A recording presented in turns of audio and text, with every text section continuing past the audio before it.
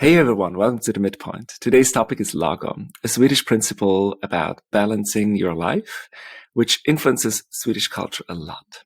And to talk about it, to dive a little bit deeper, I got myself an expert, not just on the topic of lagom, but also of somebody who went through the culture shock of moving from London to Sweden a couple of years ago. Niki Brantmark, she's the author of several books, but also runs myscandinavianhome.com. And I'm super excited to talk to her and dive a little bit deeper. But before we go there, please subscribe to this podcast. And if you like it, at the end of the episode, please give us a positive rating. Thank you so much. And let's go.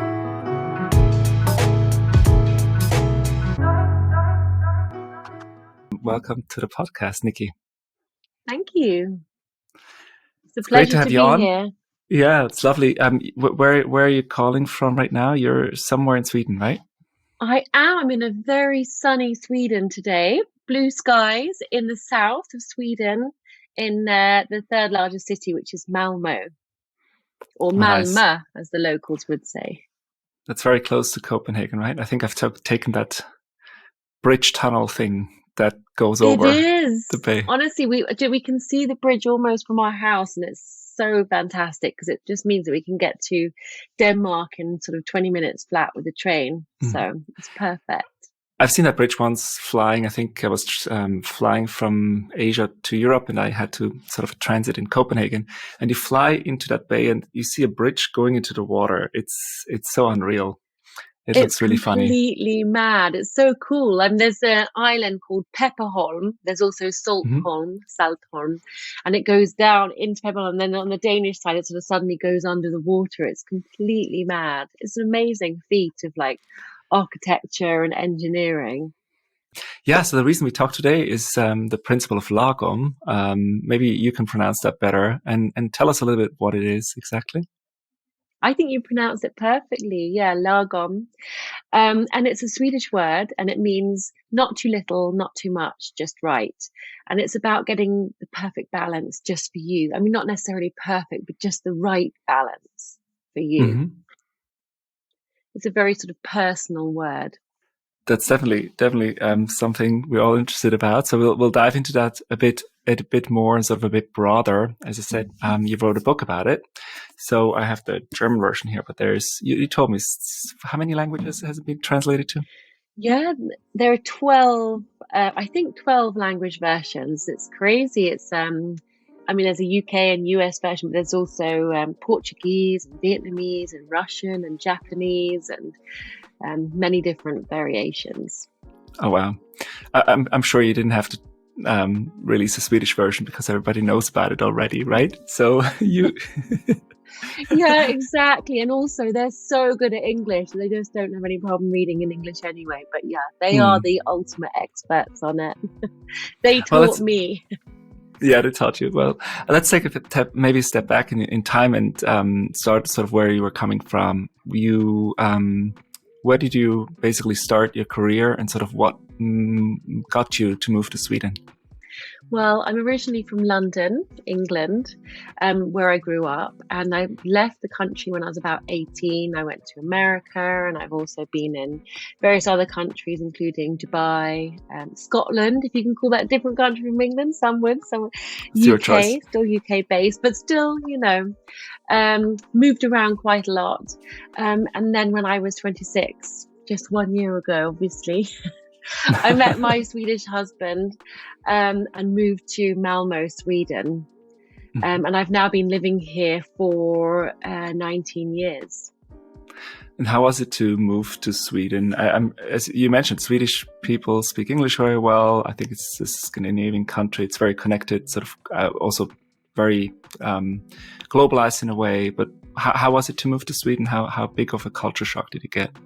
Yeah, it was really interesting actually, because before I moved here, I had a really good friend who I've known since I was 5, who I sort of grew up with, who was Swedish.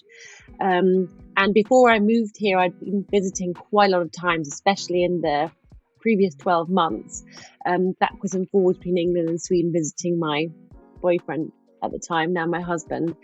And it didn't feel like it was going to be a big cultural shock. Everyone speaks amazing English, pretty much bilingual. And, they're good fun, the Swedes, and everything seemed very similar. I thought, this is not going to be a problem at all. I'm going to just move over. I'm going to fit in seamlessly. And then when I arrived, it was such a big culture shock. I couldn't believe it. I mean, compared to all the countries I've lived in, it was probably the biggest cultural shock of all. It was a surprise, I have to say. Even compared to Dubai, it was a bigger culture shock. Yeah, I mean, I guess in Dubai, it's just Dubai is a melting pot of millions of different nationalities. And so you sort of end up with like-minded people there. You just sort of find a crowd. In Sweden, I mean, 19 years ago in Malmo, and having a Swedish boyfriend, I was sort of thrown into the whole Swedish crowd. I just noticed that I was very different. So you immersed yourself automatically a lot more. Yeah, I guess I just sort of was immediately immersed into the culture, which is a real privilege. I mean, sometimes when you move abroad and you're not with someone who's from the country, you do end up finding your crowd who is sort of from your same, English or whatever. So it's a privilege to have been able to immerse myself in the culture. But at the same time, it sort of immediately showed up these big differences that I hadn't known before. And not only that, but it was just more the cultural differences. Sure. I mean, just simple, very simple things. I guess I was coming from London. There's 9 million people in London. In Sweden, there are 9 million people in total. So the population is way smaller than the whole of the UK. Right. Coming from London, where it's very fast paced, everyone's very, very busy. We get frustrated with tourists because they're always in the way. We want to get everywhere, 100 miles an hour, and we don't have time to wait. We've just got to get where we're going quickly. And I noticed when I arrived in Sweden, I was honestly walking about 10 times the pace of everybody else. I was sort of flying along the pavement and everyone was just ambling along, and I didn't have time for my lunch break at work. And everyone was sort of going off these 45-minute, an hour long proper nice warm lunches in the sun, and I was just on a different pace, very different pace. And I noticed that Swedes were a lot more calm, a lot more slower about taking their time to do things in the right way. I think that was the key difference. Well, maybe that's a lot of these aspects also come with the principle of Lagom. So let's dive a little bit into that. In the book, a majority of it talks about the home, but it actually it seems to cover all aspects of life. But let's maybe narrow in a little bit on the home. How is the Swedish home different, and what does Lagom have to do with it? Yeah, I guess when I first moved here, I remember going to people's my Swedish husband's friends' apartments and homes. And every time I sort of went in, I was like, wow, this is what a nice home. It's amazing. And he was like, yeah, it's okay. Nothing unusual. We'd go to another one and I'd be like, wow, this is really nice. He'd be like, yeah, I guess it's okay. And I just sort of started to realize that in general, Swedish homes just are beautiful. They're very aesthetically pleasing. They're very simple. And I guess coming from the UK, where people tend to have more stuff, they surround themselves with more things, they collect more things. And in Sweden, the homes seem to be very calm, a little bit more minimalist. It just meant that they're aesthetically pleasing. But not cold either. So I think I sort of started to realize, oh my gosh, they've struck this perfect balance between being minimalist and clutter-free, but also felt warm and inviting, and a place where you trivs, the Swedish word for sort of feel good. So that's where my passion for Scandinavian homes came from originally. Nice. I mean, when you describe it, I try to create a picture in my mind, and the only thing that comes in my mind is an IKEA catalog. Is it? Can I imagine it similar to that? I guess, of course, there are some homes that are probably more like an IKEA catalogue than others. I mean, IKEA is popular here, and you can't get away with any IKEA items because everyone will know the exact name of it. They'll know instantly it's IKEA, but everyone's quite proud of owning an IKEA piece, so it's not a problem. But of course, the Swedish home goes way beyond that too. You'll find like a much more of a mix and match of materials. You'll find more of a variety, some designer pieces mixed with some vintage pieces, mixed with some high street pieces. It's sort of like a melting pot of different styles and eras. But I guess the reason why that doesn't become cluttered is because Scandinavian design is very simple, so which means it's also timeless, and it means you can mix in different pieces to create a more personal look. I think somewhere you describe also that a lot of these choices are also being made more practically, so it doesn't necessarily have to look nice, but it needs to be practical. How does that come together with? I mean, that's one of the things about the Swedish home. One of the essential elements really of Scandinavian design as a whole is how form meets function. So they don't compromise on the function. A piece is always practical and you can use it. A chair, for example, comfort comes first. So it might look very slim, but it's also very ergonomic, follows the human form. And then at the same time, it's beautiful looking. So they managed to find the perfect balance between the two. And that's why I think the Swedish home is very practical. Everything's in working order. They're not going to have anything that's superfluous to need. Everything needs to have a use. But likewise, when you have less things, everything you do have, you notice more. So if you have a beautiful chair, for example, and you place it on its own in a corner, you're more likely to see the beauty of it because there's nothing around it. So it's a very great way of using what you have to do more with less. Oh, wonderful. And I think less is more is a very important side of Scandinavian design too. And not only that, but Scandinavians are also annoyingly, I would say, amazing at DIY. They are so practical, whether you're a woman, a man, child, they are so good at fixing things, mending things. And, they just get out their toolbox. Oh, that light bulb's gone, or that chair needs fixing, the floor needs sanding. They'll just get out their toolbox and they'll get on with it themselves. So a home is therefore really functional. It's always in working order. And do they I assume they would find pride in fixing something so that they don't have to buy a new one, sort of to replace it? Is that the reason, or is it what's driving that DIY thing? I mean, from a long time ago, the Swedes were very poor, say 50, 60, 70 years ago, pre-war. So that at that time, it was born out of necessity. You couldn't afford to replace it and buy something new. So it was better to buy something that was made from natural materials, solid natural materials, so that it would last the test of time and you could fix it. Solid wood you can sand down, you can refurbish. If something's really well crafted, it will last longer. And I guess this has been passed on from generation to generation. I asked my husband how on earth how he knows all of the DIY stuff he knows. I mean, some of this stuff is really high level, practical stuff that you would really definitely get in an expert in other countries. And he just said that he learned it from his dad, he learned it from his mum, he learned it on YouTube. They just sort of get on with it.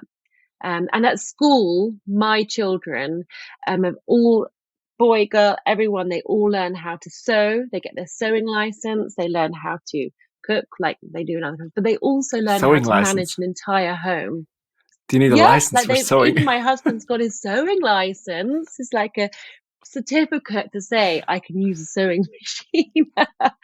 And then but the home economics classes at school are amazing. They even learn how to read a laundry tag and how to budget the household requirements. I mean, it goes really deep level, so everyone knows how to set up a billy. Yeah, well, that is they're born with that skill. It's an innate Swedish skill. One thing that I also found amazing is sort of the color scheme, sort of how it should match or might sort of often matches the surrounding or the room that you're in.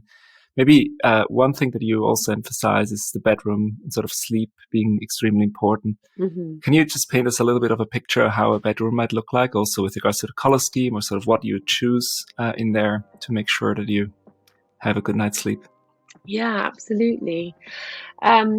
I think the crucial thing about a bedroom, especially when the Swedes plan their bedrooms, from what I've observed over time, is that they're very calm environments.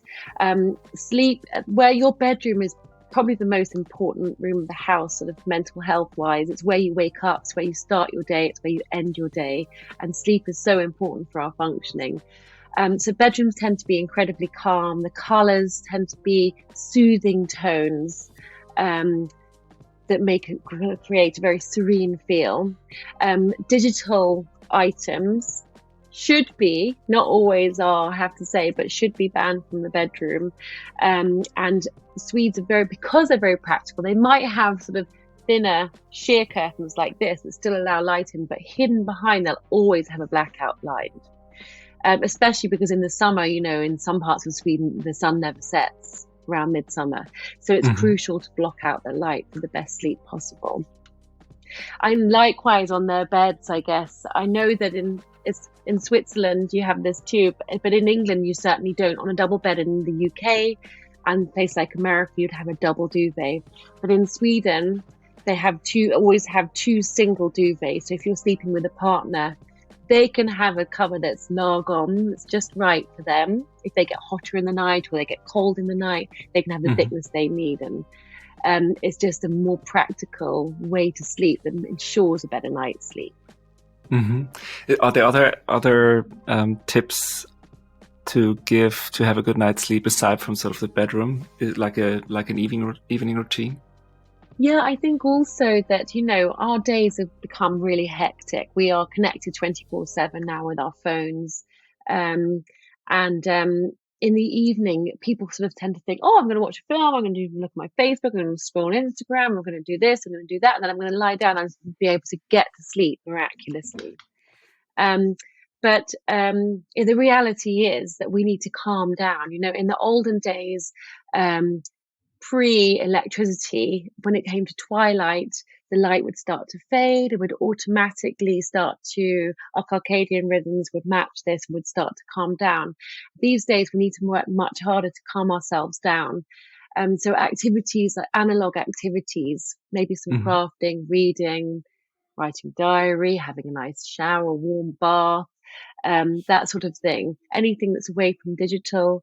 And anything that sort of calms the mind and starts to help you unwind before you get into bed will ensure a really good night's sleep.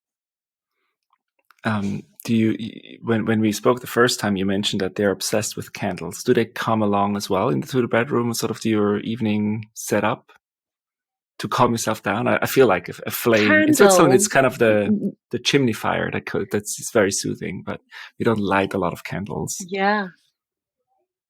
Well, I mean, candles in Sweden, Scandinavia, in the whole of Scandinavia in general, are like the most essential element in any home. I mean, Swedes will not do anything without a candle. I remember dropping my daughter off at nursery school when she was like 2. They have breakfast at nursery school here, and there were candles on the table. I couldn't believe it. It was all so calm, and they all knew not to touch them, and it just created an instantly more calm feel. And I think in Scandinavia, it can be very dark in the winter. In some places, the sun barely rises at all above the horizon. And it's just a brilliant way of bringing in natural light. And I think innately, as you mentioned, it's a little bit like that wonderful feeling of sitting around a campfire. Flames just do something to us to make us feel calmer and relaxed, and they let off warmth. And so in Sweden, they will honestly have candles everywhere. If you go to someone's house for an evening, they'll put a little candle by the sink in the downstairs toilet. They'll have them on every side table, obviously on the dining table. They might have them in the bedroom just to sort of create a relaxed, maybe romantic feel. There's no stopping them. There's no stopping when it comes to where you can place a candle. And even in the morning, so when you get up, you would have candles on the kitchen table as well. And Yeah, absolutely. Especially in the winter time, when you wake up and you're having breakfast and it's sort of dark and it's cold and you've sort of got a long day ahead of you. It takes half a second to light a candle, and it will make a huge difference to your morning, the mood of your morning coffee and your breakfast. It just is instant calm. I Hmm. mean, it's definitely worth a try. It's perfect. In the summer, even if it is sunny outside, it's still nice to have candles on the table. It creates an atmosphere. True. Are there any other aspects of your morning routine that are where lagom comes about, where you can see lagom? I guess, I mean, it depends very much on the time of the year in Scandinavia. I guess one of the things I've noticed, first of all, is that they're very early starters. They Hmm. start their mornings quite early, especially compared to England. Someone who's like a very loves a lion, it was a massive shock to me. I was like, oh no, I'm not sure I can live here. This is awful. But Well, I've tell us noticed that what times are we talking about? probably not early for anyone else other than me, but work generally starts at 8, school starts at 8. In Hmm. England, everything starts at 9. Hmm. But I don't know, what about you, and what about in Yeah, Switzerland? similar. 8, around 8. Is Hmm. it? So maybe Hmm. could it be a European thing? Maybe. No, no. I think in France they also start at 9. It might be the more product. Nah, I don't know. I don't know. Maybe But worthwhile the to nice investigate. thing, yeah, we should have a look into it. But the nice thing about starting earlier is that you get home earlier, especially Hmm. in Sweden when the work hours are very rigid. You don't work beyond when you're meant to work usually. Hmm. And so you have more of an evening afterwards. And that Yeah. creates a nice balance around your day. It means that when you finish work, you've still got time to do an activity rather than just racing home to have supper and get the kids to bed or whatever you want to do. So that automatically sets up your day in a really nice way, I think. But also another aspect I've noticed that's very Scandinavian is the morning dip. We live very near the sea here in Malmo, sort of 100 meters, Hmm. and it's a Oh, beautiful nice. day. So I should really have done this morning. But the morning dip, morondop, taking a quick dip in the sea is really popular. And the morondop, the morning dip, should be taken before even your first coffee. So it's like the first thing you do when you get out of bed. You put on a dressing gown, you walk down to the sea, and you take a dip, like a refreshing, cool dip. And my Swedish husband, my Swedish mother-in-law, they all swear by this dip because they say it just sets them up for the day. Hmm. It immediately wakes them up. It gets their blood circulating because this water is cold, I tell you. And it's just really, really good for the mind and body. So I would say that's also an important ritual here. Oh, I guess, yeah. if you don't live near sea or river, you could also have a nice cold shower in the morning, wherever you are. You'd get Yeah, similar effects. there's a lot of podcasts out there that say you should have a bathtub, sort of, or sort of go to do an ice bath in the morning. Um, I think it's mainly also for sort of for the mind, to go get over that point where you get yourself into the lake or into under the cold showers Yeah. to train your, what is that, persistence, or what would you call that? Yeah, Um, resistance. mm, I know, because it's very difficult to. I'm not very good at it, and I always go up to the water and go, "Oh, I'm just going to breeze in this time." And then I get in, I'm like, oh, screaming and flapping about, and they're just sort of gliding around all gracefully. It's how does it feel really when you get impressive. out? Well, how do you Wonderful. feel afterwards? My stepson, my stepson is very active, very hyper. He's can't sit still. He's 22. And the only time he says he can truly relax is after a dip in the sea. And I think it lets off all these, and the shock of the cold water lets off all these endorphins in your body, which give you this sort of really amazing high. And you can feel your blood sort of pulsing around your body. You feel really alive, but also completely relaxed. You're so in the moment. So it's a wonderful way to just be present and clear your mind. Hmm. Yeah, I can definitely empathize with the feeling there. When I've done it a few times, but it's just, if you're not close to water, it's just there's too many hurdles, Yeah, or you can have too many excuses not to do it. It sounds sure. great that you live so close to the sea. But You the kind of ice have cold to. shower, an ice cold shower would have the same effect for sure. I'll give that a try. Yeah, it's a good idea. Um, the well, I think the very first time I came across the concept of lagom, I heard about Swedish sort of women and their makeup. That this is a very special thing. So let's go back. So you had your dip, you had your breakfast, and you get yourself ready for work. What's special about your clothing, sort of your makeup, your hair? There is certain principles there as well with lagom, right? Yeah, I mean, I've noticed that again, just like their homes, Swedes are very practical. So Mm-hmm. first and foremost, their clothes that they're wearing should be very practical, comfortable. Starting with the shoes, you do not see heels in Okay. Sweden. Maybe at a party, maybe at a big event like a wedding, you might see some heels, but just not day to day. Mm-hmm. People prefer flat shoes, comfortable shoes. They can literally race around town, walking, cycling, and they've just cottoned on to the fact that high heels are so uncomfortable and painful and really bad for your back and whatever. So they just sort of realized, no, forget the high heels and be comfortable. And then their clothes are very, in Sweden, they're very sort of careful about a color palette. So they have very simple clothes colors. Often there's a lot of black, beige, white, and maybe a pop of color. And that means that their wardrobes are sort of very capsule-y, which means everything can be mixed and matched, which means all the items can be worn with more things. So that means you need less clothing. Again, less is more. And it also means you're much quicker to get ready because you Mm-hmm. have a ready-made wardrobe that sort of can be easily combined in the morning. And I guess hair and makeup too, natural, not too overdone. I mean, Sweden is I feel it's one of the at the forefront of gender equality. Um, and so I feel that it's very much about dressing and doing your hair and makeup for the job at hand.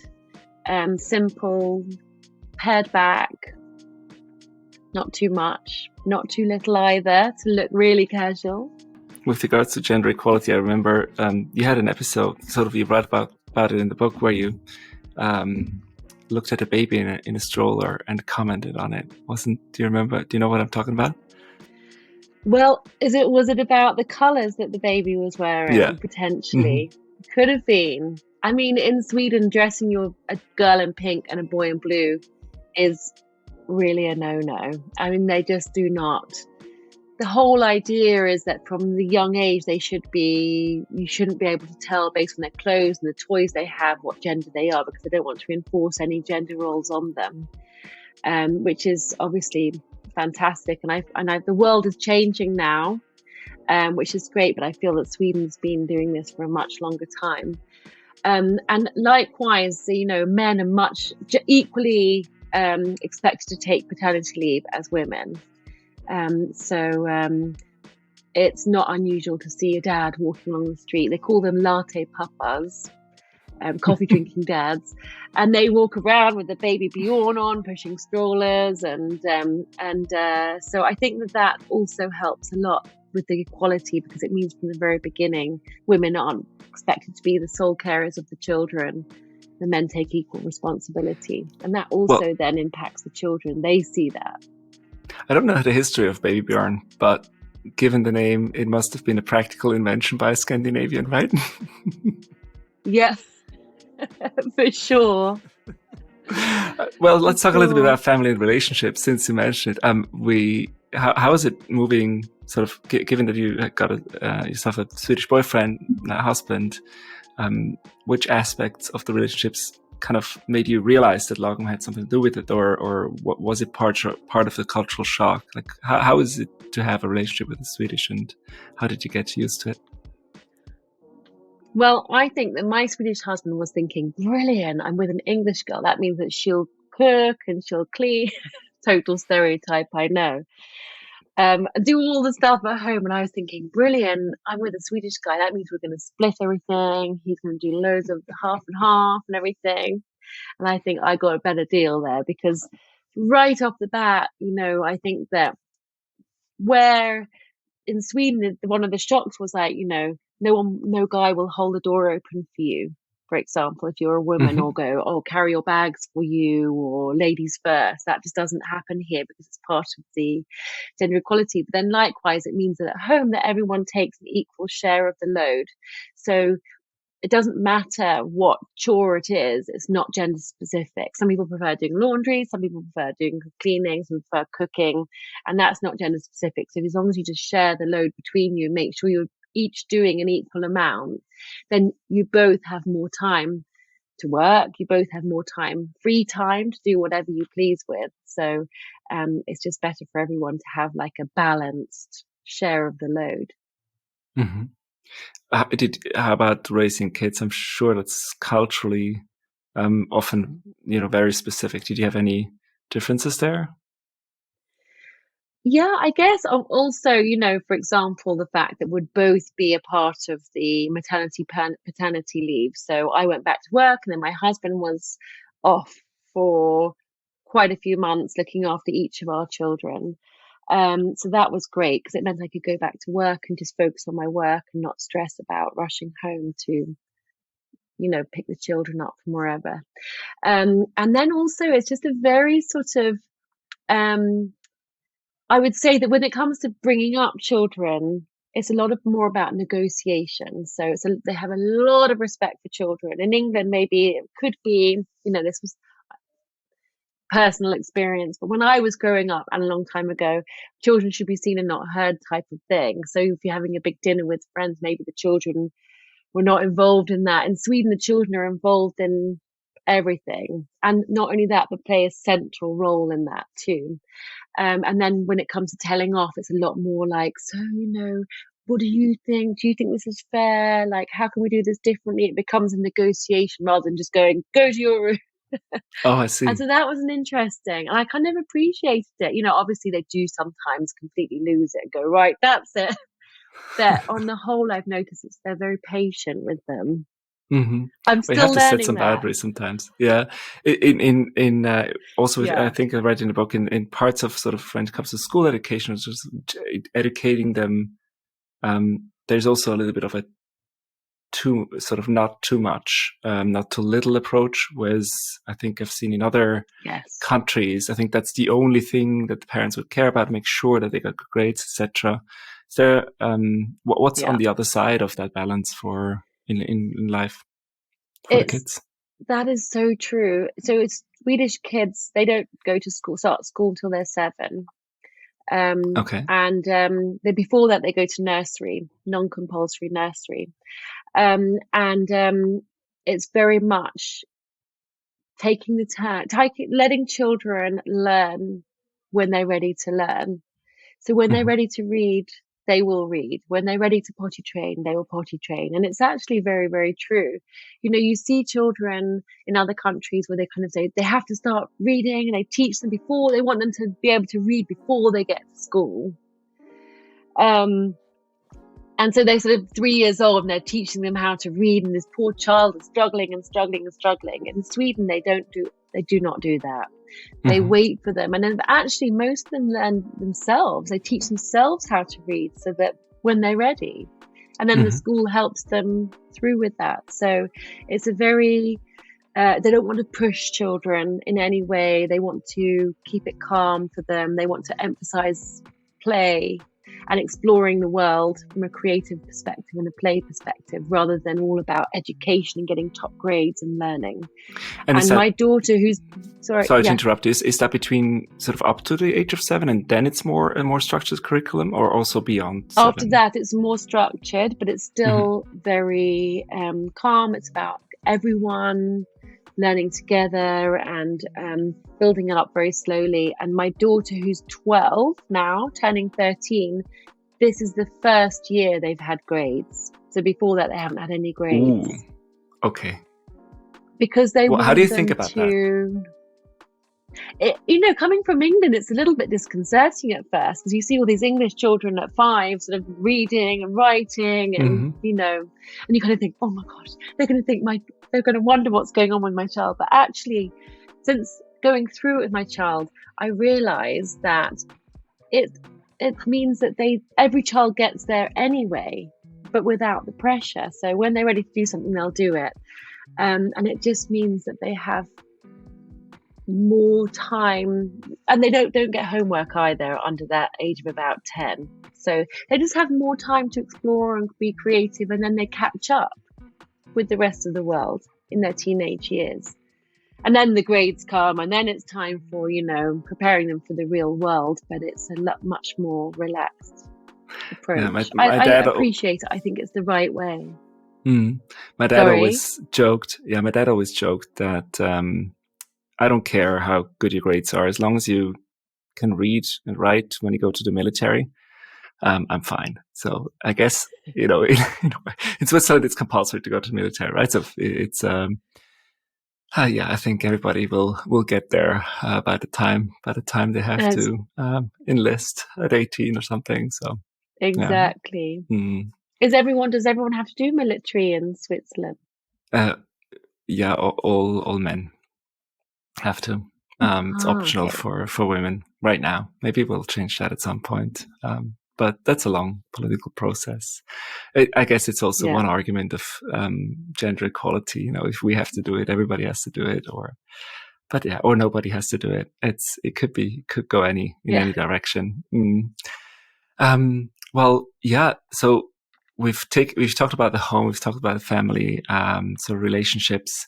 Let's briefly touch on something else that I think Sweden is very much known about. You alluded a little bit to it before, but let's talk a little bit about work and how they put that into, I think, their very own work-life balance. Coming from a London work ethic, sort of work background, how's the Swedish work day different, or sort of collaboration with each other?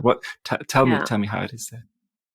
Yeah, I mean, I have to say that one of the major positive things I found about moving to Sweden was the way that the work culture is. I've worked in the corporate world in many countries, London, Dubai, Copenhagen, Denmark, and I worked for a big corporate international company in Lund for 10 years when I first arrived, and immediately I felt at home. I think it's because they have a very flat hierarchy.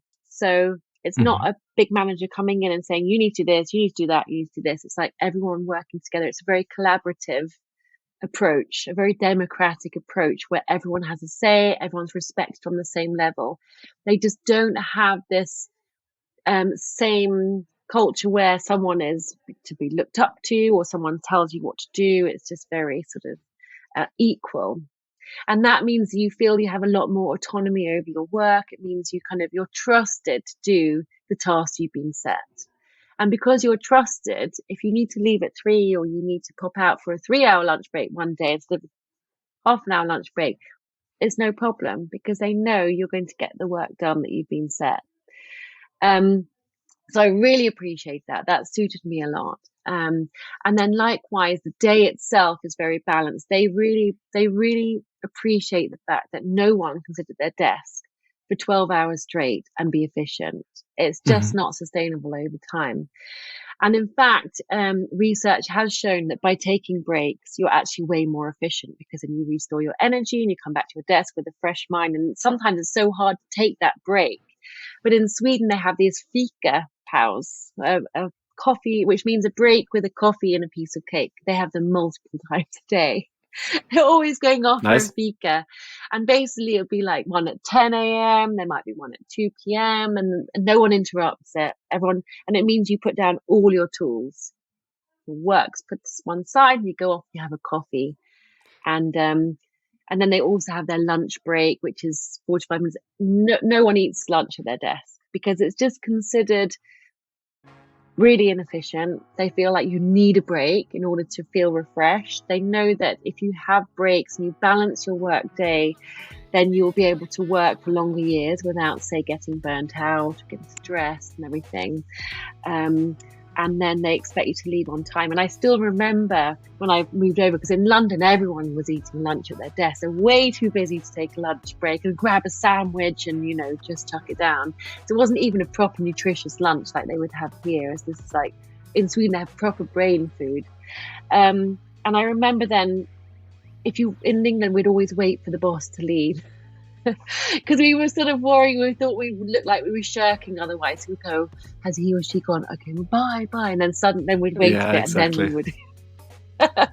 But in Sweden, I noticed that if you worked late, especially, I mean, obviously I live in the south in Malmo, so speaking from my personal experience here, if you worked late, one night, that's fine, but over a few days or weeks, the manager would get seriously worried. They'd call you into for a meeting and they'd say, what's going on? We're really worried. You seem to have too much work. How can we make it more balanced for you?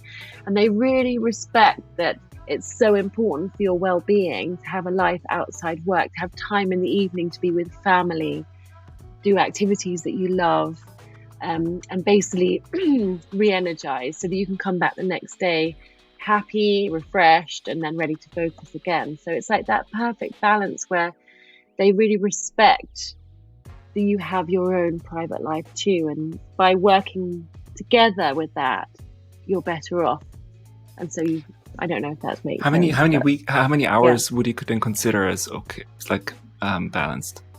How many hours do you normally work in a? I think a probably normal working week, 38, 40 hours. The standards. And what would you measure as a productive week in a sense that, sometimes you work, maybe there's a project to be finished by Wednesday and you put in, let's say Monday, Tuesday, Wednesday, you kind of put in 10 hours or 12 hours just to get things done. Is it then completely acceptable, or would anybody take then off on Thursday or Friday? Or how do you compensate?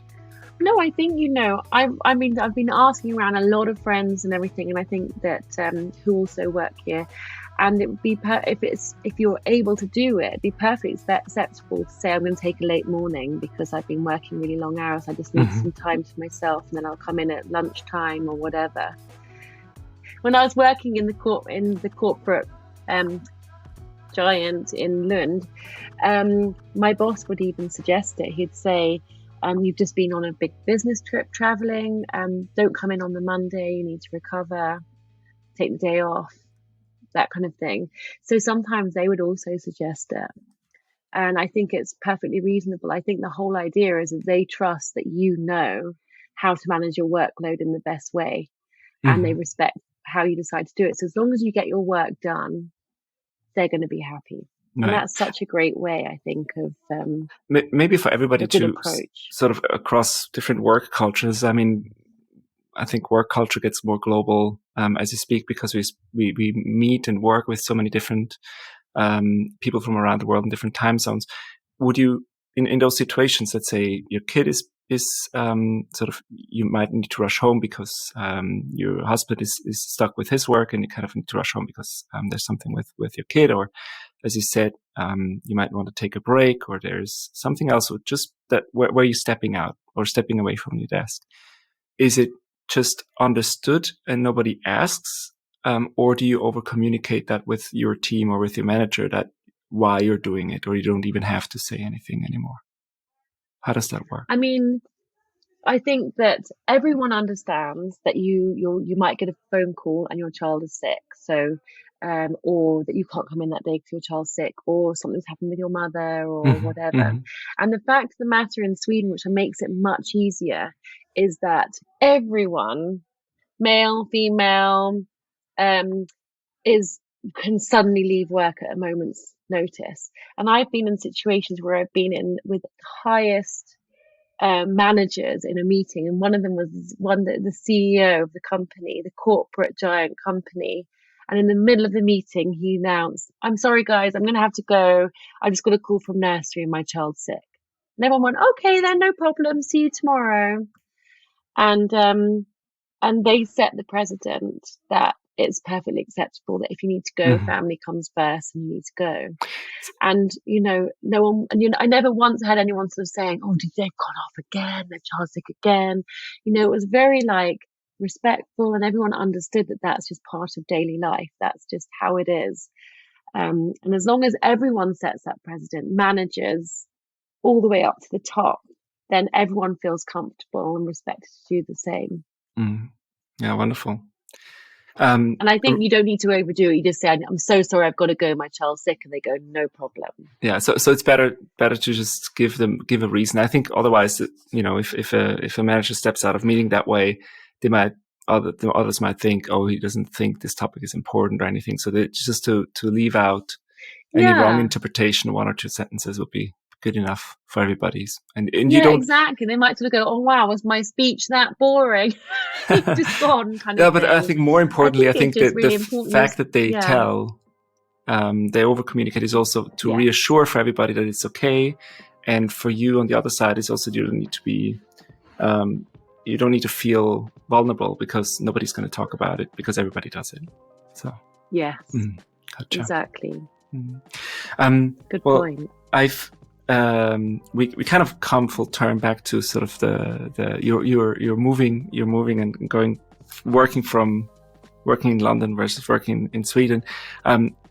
To wrap things up, I just wanted to tell you 3 things that I've also taken away from the book, sort of randomly, which I felt were great, just for me as a takeaway. But maybe you can comment on that in case I misunderstood. Brilliant, so one of them, I think the easy one is sort of when you have to make sure that you don't throw things away in your kitchen, sort of from your fridge, to plan a leftover evening meal, sort of like I don't know, Fridays. I usually go shopping on Saturday morning for the whole next week, so maybe Friday might be a good timing to do that. So sort of empty the fridge with stuff that might spoil or hasn't been has been cooked already. I love that idea, so I'm definitely going to try that. And then the other 2, I'm not going to pronounce it, but sort of there's this Friday snuggle thingy where you. How do you pronounce that in Swedish? Fredagsmys. So tell me about that a little bit. It's a lovely idea. So what is that? The fredagsmys. It's the whole idea is often after a long working week, a long week of school, everyone in the family is tired, and then suddenly it's like, well, you can go out if you want and have a massive night out, but if you're really tired, maybe it's better to save that for the Saturday and just say, well, do you know what? This evening we're just going to get some tacos or takeaway pizza. We're going to light some candles. We're going to make this a special, candles, but cozy, very simple night in. Mm-hmm. Candles, of course. Mm-hmm. And it's just a nice way to be at home, but make it a little bit more extra special, but also be able to recover from the week. So it's just a simple way of being together. You could also invite friends over for fredagsmys if you want to. So but there's no qualms in staying. It's not like, oh, you're staying at home on a Friday. That's boring. They go, oh yeah, of course you're having Cozy Friday. That's great. Yeah, we definitely got to try that. We already spoke about it after I discovered it in the book. And then one thing that my kids, I ran it by my kids. They completely opposed to the idea, but I'm going to try that for myself for sure. You know what's coming now? Oh, no, I don't actually.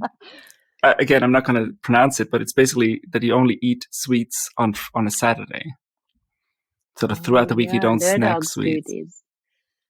How do you call that? What do you say? How do you say that?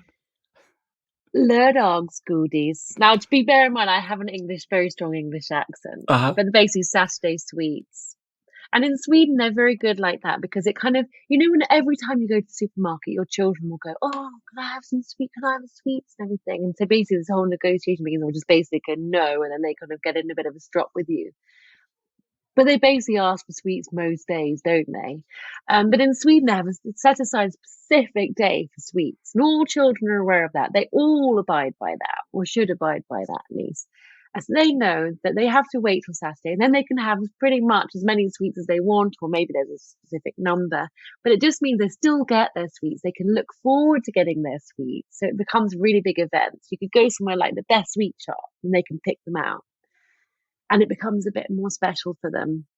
I love that. And it also means they eat less sweets, which is brilliant for us parents. So less fillings. That's why I wanted to use it for myself, just so that I eat less sweets. I'm not surprised they're opposed to it, though. I really am not.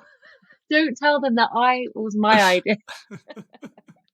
Oh, fantastic. Yeah, so I'm going to try these 3 things. And I think I've learned a lot just reading through the book. I can totally recommend it. it also gives a little bit of this thank you. calmed, it's just inspiration in terms of small things that that you come across throughout the year anyway when you're sort of redecorating or doing things at your home. So thanks for running us through this well. Niki, it was great to have you. And I'm looking forward to sort of reading some of the other things that you've published. I think you've done quite a few things, so I'm definitely going to look into that. We're going to add everything into the show notes. Thanks for being with us. Thanks for inviting me. It's been a pleasure. Thanks for listening in today. If you'd like to follow Niki, go to myscandinavianhome.com or follow her on any of the social channels. For example, on Instagram, you can also find her under @myscandinavianhome. If you liked our show, please hit that subscribe button now, give us a positive review, and listen again next Friday. Looking forward to it. Bye, everyone.